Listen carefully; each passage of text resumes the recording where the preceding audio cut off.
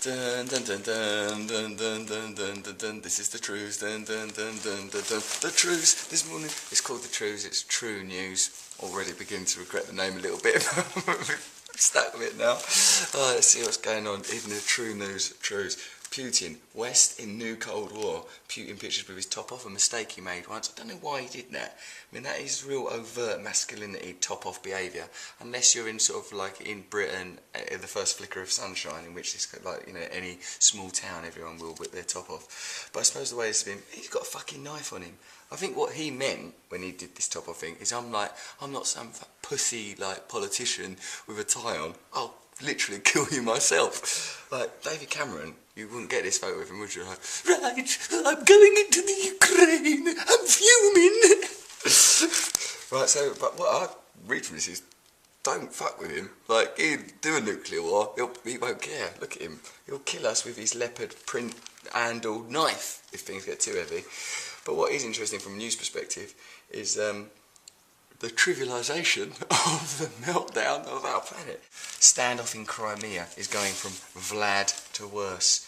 Never a situation too serious for a pun though. It's not good when things happen in like the Crimea, because don't you sort of think, isn't that from school or something? The Boer War has restarted, the Crimea War, Archduke Ferdinand shot. It's like, oh no, history is a cyclical thing. We're right in the middle of it. There is an acting contest, happened yesterday, to see who does acting the most well. This person here, done well. There's old Kev out of Coronation Street.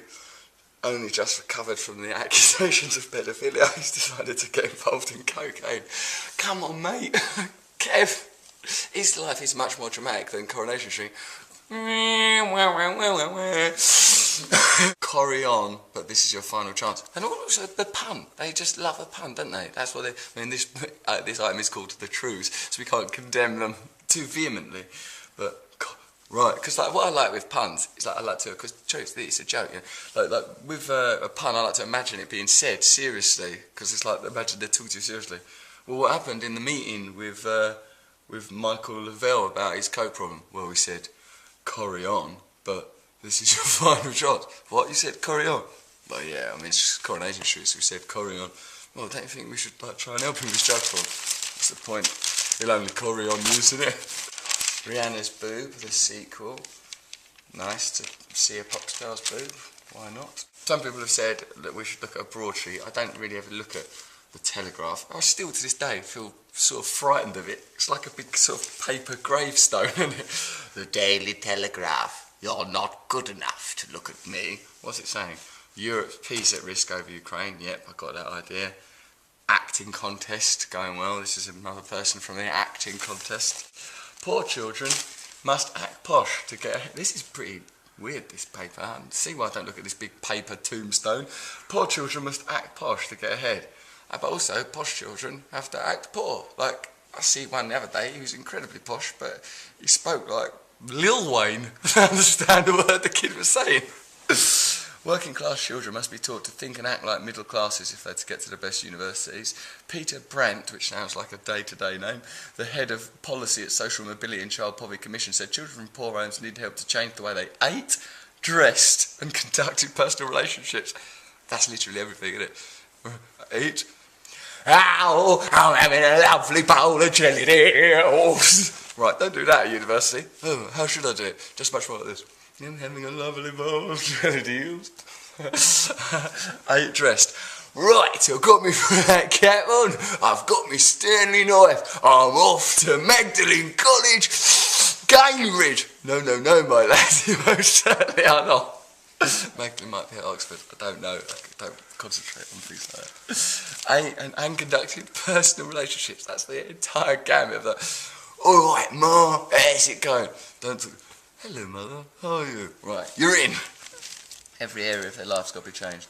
Bright working class children are less likely to apply at top universities because they're worried about not fitting in. Especially now, they've seen this. They think their entire nature has got to be altered. Free lavender. Lavender? You fucking stuck-up punts.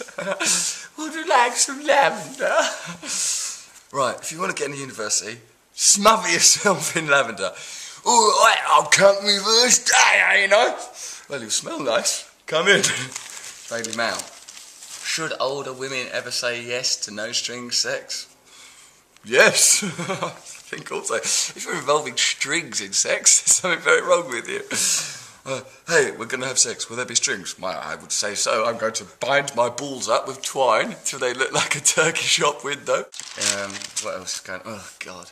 I think I'm becoming, you know, you're meant to become more right-wing as you get older. I'm turning into some sort of Marxist murderer.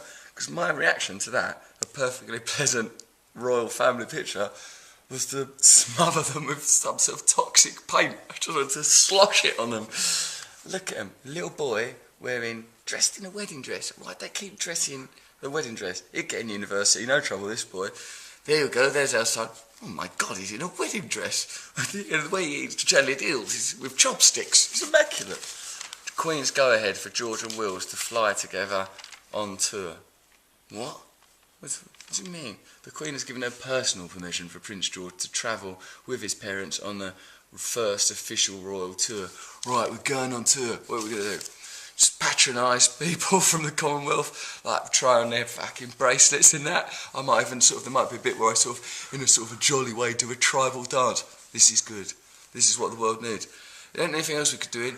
Could be doing this there? No, I don't think so. Well, it's just before we go and dance off with African folk and that, there ain't nothing happening in Europe that we could do. No, I don't think so. No tensions at home between the religions? No, that's all fine. Not poised on the precipice of war? No. Right, okay, I'm going to dance around with some African folk then in a patronising way. That's the best thing you can do. Can we take George? I give my personal permission. Fresh fields for the walking man's crumpet. See, as well, there's that sort of underlying sort of titillating. It's like everything, like it's a picture of a nice looking lady, she's eating something. So it's trying to get you. I think the state that they